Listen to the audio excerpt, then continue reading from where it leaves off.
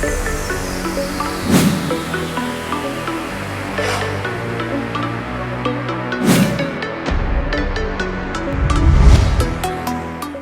Hello welcome to best of the day. మరి ఈ రోజు బెస్ట్ ఆఫ్ ద డేలో కొత్త విశేషాలతో పాటు కొన్ని ఆసక్తికరమైన నిజాలు మరియు చరిత్రలో ఈ రోజు జరిగిన ముఖ్య సంఘటనల గురించి తెలుసుకుందాం.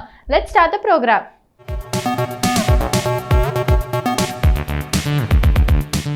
లేదు రాలేదు అనుకుంటుండగానే చలి పులి పరుగెత్తుకొచ్చేసింది. మరోవైపు ఫంగల్ ప్రభావం, వర్షాల కారణంగా సీజనల్ వ్యాధులు ప్రబలే అవకాశం ఉంది. చలికాలంలో వచ్చే కొన్ని అనారోగ్య సమస్యల నుంచి తప్పించుకోవాలంటే కొన్ని వంటింటి చిట్కాలను పాటించాల్సిందే. ఇంట్లోనే లభించే నల్ల మిరియాలతో చలికాలంలో వచ్చే దగ్గు, జలుబు మొదలైన సమస్యలు రాకుండా మనల్ని కాపాడుతాయని చెబుతున్నారు ఆయుర్వేద నిపుణులు. నల్ల మిరియాల్లో ఎన్నో ఔషధ గుణాలు ఉంటాయి. యాంటీ బ్యాక్టీరియల్, యాంటీ ఇన్ఫ్లమేటరీ గుణాలు మెండుగా ఉంటాయి. ఇవి అంటువ్యాధులు సోకకుండా కాపాడతాయి. అలాగే నొప్పుల నుంచి ఉపశమనం కలిగిస్తాయి. నల్ల మిరియాల్లోని విటమిన్ సి రోగనిరోధక శక్తిని పెంచుతుంది. ఇంకా మాగ్నీషియం, రాగి, ఇనుము, కాల్షియం, భాస్వరం, పొటాషియం, సోడియం వంటి ఖనిజాలకు మంచి మూలం.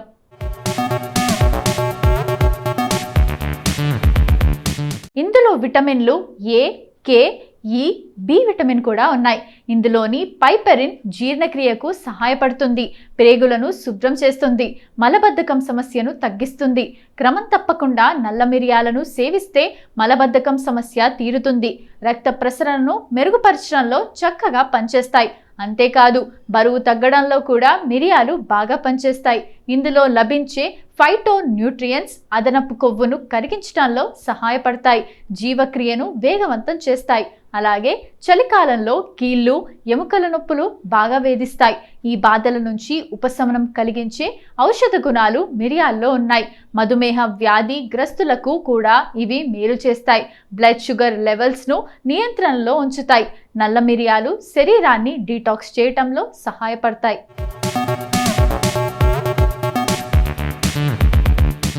క్యాన్సర్ నివారణలోనూ ఉపయోగపడతాయి అంటున్నారు నిపుణులు.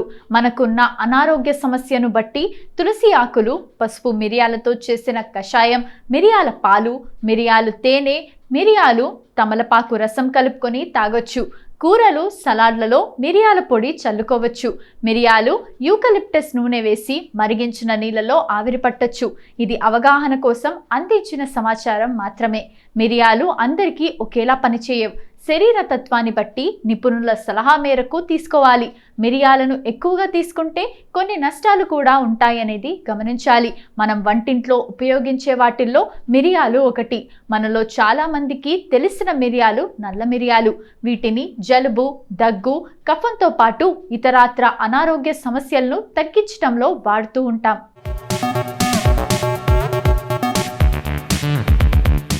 మిరియాల వల్ల మనకు అనేక ఉపయోగాలు ఉంటాయి.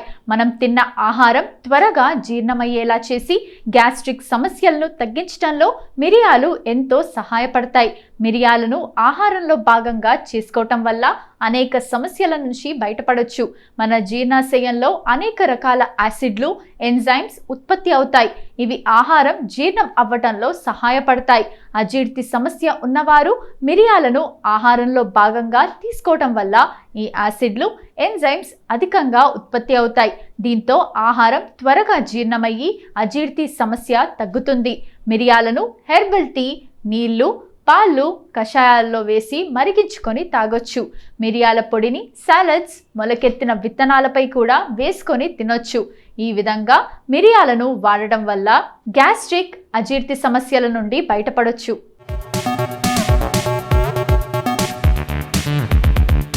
చిటికెడు రాతి ఉప్పు, మిరియాల పొడి మిశ్రమాన్ని చిగుళ్లకు రాసుకొని గోరువెచ్చని నీటితో పుక్కిలిస్తే చిగుళ్ల వాపు తగ్గి రక్తం రావటం వంటివి తగ్గుతాయి.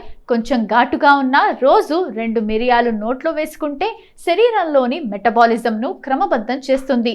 టీలో చిటికెడు మిరియాల పొడి వేసుకొని తాగితే మంచి ఫలితం ఉంటుంది.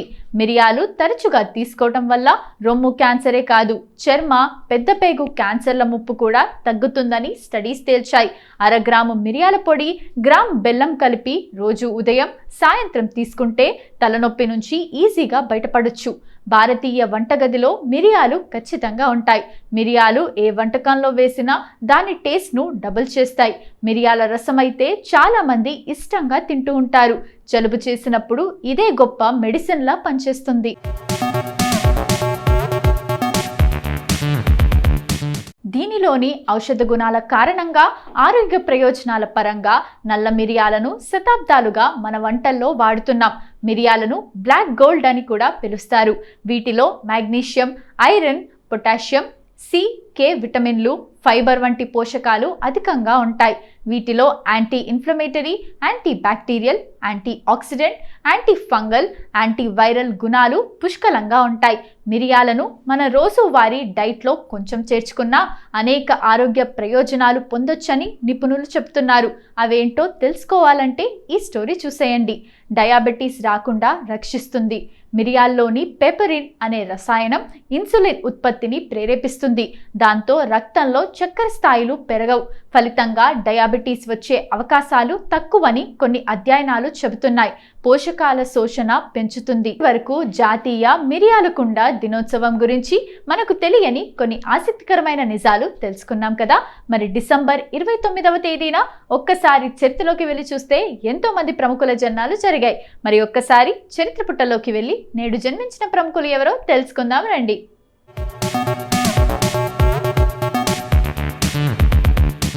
రాజేష్ ఖన్నా అసలు పేరు జతిన్ ఖన్నా. హిందీ సినిమా నటుడు, నిర్మాత, రాజకీయవేత్త.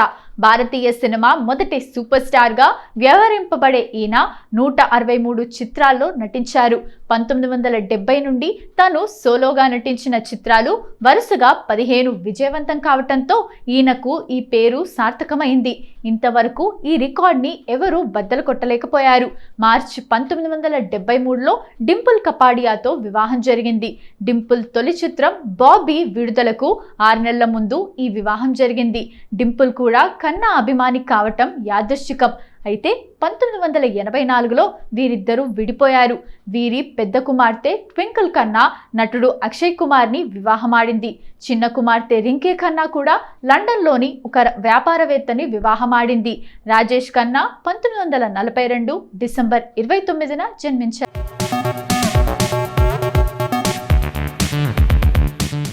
ట్వింకిల్ ఖన్నా అసలు పేరు టీనా జతిన్ ఖన్నా. ఈమె ప్రముఖ భారతీయ ఇంటీరియర్ డిజైనర్, పత్రికా కాలమిస్ట్, రచయిత్రి, మాజీ నటి కూడా. ఆమె మొదటి సినిమా బర్సాత్కు ఫిల్మ్ఫేర్ ఉత్తమ తొలి చిత్ర నటి పురస్కారం, బెస్ట్ ఫీమేల్ డెబ్యూ పొందారు. తెలుగు చిత్రం సీనులో కథానాయికగా కనిపించారామె. ప్రముఖ నటులు రాజేష్ ఖన్నా, డింపుల్ కపాడియాల కుమార్తె ఈమె. నటిగా ఆమె చివరి చిత్రం లవ్ కే లియే కుచ్ భీ కరేగా. బాబీ డియోల్, అజయ్ దేవ్గన్, సైఫ్ అలీ ఖాన్, అమీర్ ఖాన్, సల్మాన్ ఖాన్, షారుఖ్ ఖాన్, వెంకటేష్, గోవిందా, అక్షయ్ కుమార్ వంటి నటులతో ఎన్నో సినిమాల్లో నటించారామె. ట్వింకిల్ ఖన్నా 1974 డిసెంబర్ 29న జన్మించారు. 2001లో అక్షయ్ కుమార్ను వివాహం చేసుకున్నారు ట్వింకిల్. అదే సంవత్సరం నుండి సినిమాల్లో నటించడం కూడా మానేశారు. పుల్కిత్ సామ్రాట్ ఒక భారతీయ నటుడు. అతను ప్రధానంగా హిందీ టెలివిజన్తో పాటు హిందీ చిత్రాల్లో పనిచేస్తాడు.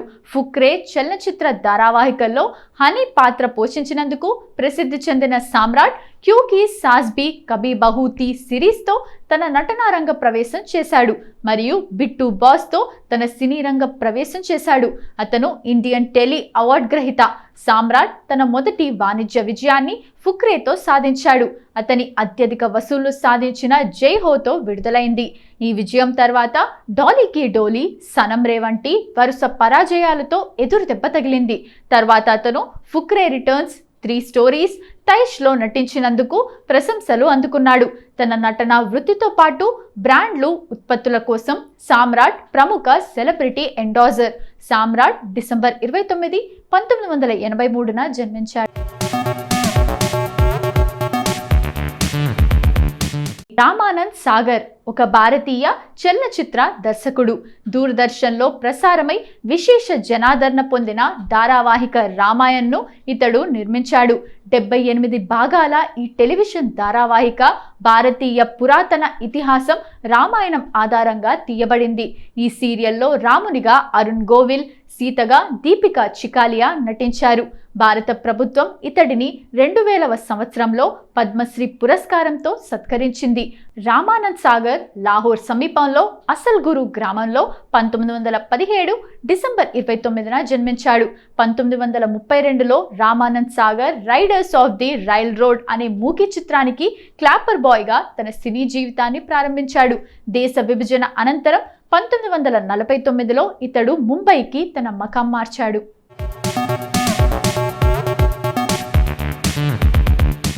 సో ఇదండి ఇవాల్టి best of the day episode. ఈ ఎపిసోడ్ అనేది ఈ రోజుకు సంబంధించిన కొన్ని ఆసక్తికరమైన విశేషాలు తెలుసుకోవడానికి ఉపయోగపడిందని అనుకుంటూ మళ్ళీ రేపటి ఎపిసోడ్లో కలుద్దాం. Bye bye.